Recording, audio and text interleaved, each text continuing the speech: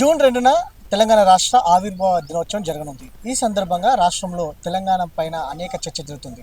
కొద్ది రోజుల క్రితం వరకు కూడా అటు భౌగోళిక తెలంగాణను సాధించుకున్నాం కానీ సామాజిక తెలంగాణను సాధించుకోలేదని ఎమ్మెల్సీ కవిత వ్యాఖ్యానించినటువంటి విషయం మనకు తెలిసిందే.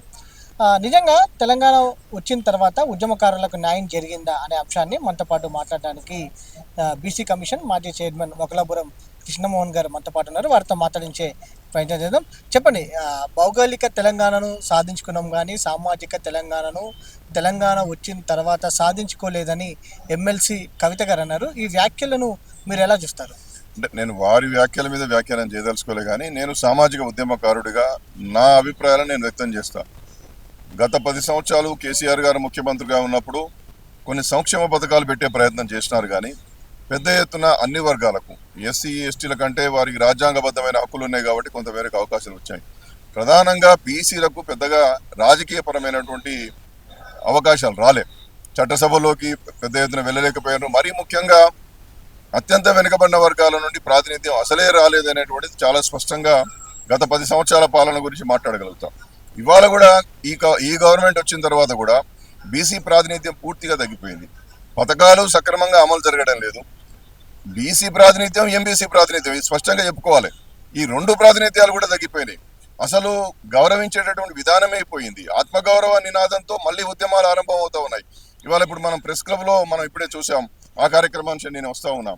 తెలంగాణ ఉద్యమంలో విశేషంగా కృషి చేసినటువంటి వాళ్లకు కాంగ్రెస్ మేనిఫెస్టోలో వాళ్ళు అనేకమైనటువంటి వాగ్దానాలు చేశారు. 250 గజాల ఇది అది ఇస్తామన్నారు, ఉద్యోగాలు ఇస్తామని చెప్పినారు తెలంగాణ ఉద్యమకారులకు, కానీ ఇవ్వలేదే. ఆ విధంగా తెలంగాణ ఉద్యమకారులు అట్లా ఉంటే ఇంతవరకు మంత్రివర్గం ఎక్స్పాన్షన్ చేయలేదు. పెద్ద ఎత్తున ఎమ్మెల్సీలలో కానీ ఎమ్మెల్యేలలో కానీ ఎంపీలో కానీ రాజ్యసభ సభ్యుల్లో కానీ పెద్ద ఎత్తున అసలు ప్రాతినిధ్యం పెంచేటటువంటి ప్రయత్నం కూడా ఈ ప్రభుత్వం చేయడం లేదు. కాబట్టి గత ప్రభుత్వంతో పోల్చి చూస్తే ఇది సంవత్సరం అవుతున్నప్పటికీ బీసీలను పూర్తిగా నిర్లక్ష్యం చేస్తున్నటువంటి ప్రభుత్వంగా చరిత్ర పుటల్లో నిలిచిపోతుందని చెప్పి నేను అభిప్రాయపడతా ఉన్నాను. బీసీ బిల్లు కూడా ప్రవేశపెట్టామని కూడా చెప్తా ఉంది కదా కాంగ్రెస్ పార్టీ, దీనికి సంబంధించి కూడా బీసీ బిల్లు అనేటువంటిది 42% ఇస్తామని చెప్పారు. గవర్నర్ రాష్ట్రపతి గారు పంపించారు, చేతులు దులుపుకున్నారు. స్థానిక సంస్థల్లో 42% అమలైందా? దాని ప్రకారం ఎన్నికలు పెట్టారా? విద్యా ఉద్యోగ రంగాల్లో అమలైందా? కాబట్టి రోల్ మోడల్ అని చెప్పుకుంటున్నారు. దేశానికి రోల్ మోడల్ ఈయన చెప్పుకుంటున్నాడు. రాహుల్ గాంధీ గారు, ప్రియాంక గాంధీ గారు కూడా చెప్తున్నారు. మీరు 42% విద్యా ఉద్యోగ రాజకీయ రంగాల్లో అమలు చేసి రోల్ మోడల్ అంటే మేము నమ్ముతాం. మీరు ఊరికనే చట్ట బిల్లులను అక్కడ రాష్ట్రపతి గారికి పంపించేసి దాన్ని ఏం పర్స్యూ చేయకుండా ఆ బిల్లులను ఆమోదింపజేసుకొని ఇక్కడ తీసుకొచ్చి చట్టాలు చేసి ఆ చట్టాల ప్రకారం 42% అమలు చేశారా?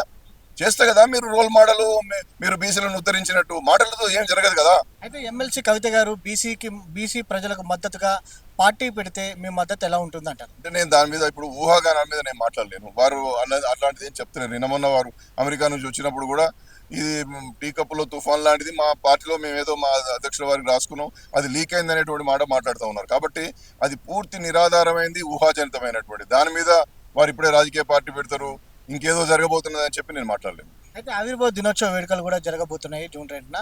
అయితే తెలంగాణ ఉద్యమకారులకు ఎలాంటి న్యాయం జరిగే అవకాశం ఉంటుంది? ఎందుకంటే సర్వం కోల్పోయినటువంటి ఉద్యమకారులు కూడా ఉన్నటువంటి పరిస్థితి రాష్ట్రంలో ఉన్నది. వారికి గత 10 ఏళ్ల నుంచి కావచ్చు, గత 11 సంవత్సరాల నుంచి కూడా ఎలాంటి న్యాయం జరగలేదని కూడా ఇప్పుడు మన రౌండ్ టేబుల్ కాన్ఫరెన్స్లో చూస్తే కూడా వారు వ్యాఖ్యానిస్తున్నటువంటి పరిస్థితి కూడా మనం చూస్తున్నాం. ఎలాంటి న్యాయం చేయాలని కూడా మీరు డిమాండ్ చేస్తూ ఉన్నారు? తప్పనిసరిగా వాళ్ళకు ఎన్నికల ప్రణాళికలో మీరు ఏదైతే చెప్పారో 250 చదరపు గజాల భూమి ఇస్తానన్నారు, ఉద్యోగం ఇస్తానన్నారు, వారికి తెలంగాణ ఉద్యమకారులుగా గుర్తింపుతో కూడినటువంటి తామ్రపత్రం ఇస్తానన్నారు. ఇవ్వచ్చు కదా, ఎందుకు ఇవ్వరు?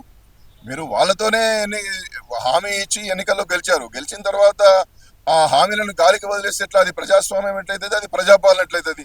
మీరు ప్రజాపాలన చేస్తున్నా అన్నారు కదా, పూర్తి ప్రజల శ్రేయస్సు కోసం పనిచేస్తామన్నారు కదా.